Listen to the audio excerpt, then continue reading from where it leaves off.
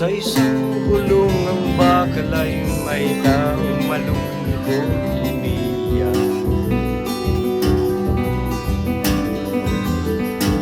Ang tanong niya sa sarili ay kailan magigisna ng liwanag.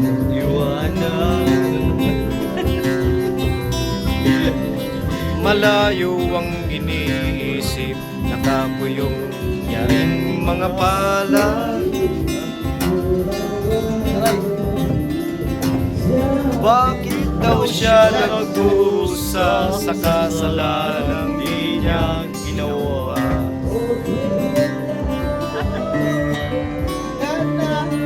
Kahapon lamang ay kapiling niya kanyang asawa at anak.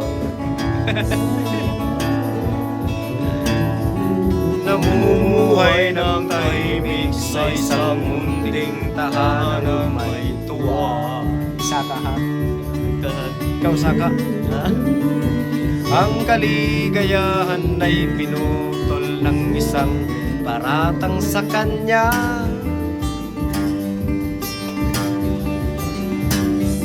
Siya daw ang may sala sa isang krimen na di naman niya ginawa.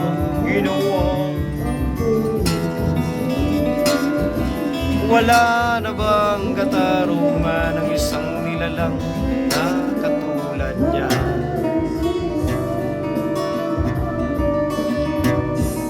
Ilang pang tulad niyang magdurusa ng walang kasalanan.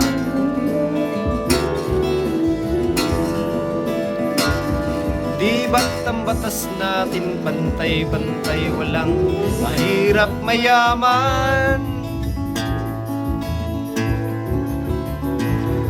Bakit marami ang nagdurusang mga walang kasalanan? Mga ilang araw haharapin na niyang kamatayan. Ay siya. Asa naman ano?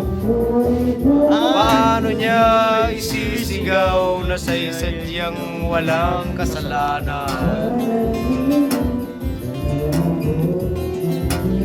Tanging ang Diyos lamang ang siyang saksi at siyang nakakaalam. Diyos na rin ang siyang bahalang maningil kung sinong may kasalanan. Dumating na ang araw, haharapin na niya ang kanyang kamatayan. Sa isang buwang bakal ay kay dami ng buhay na inutang.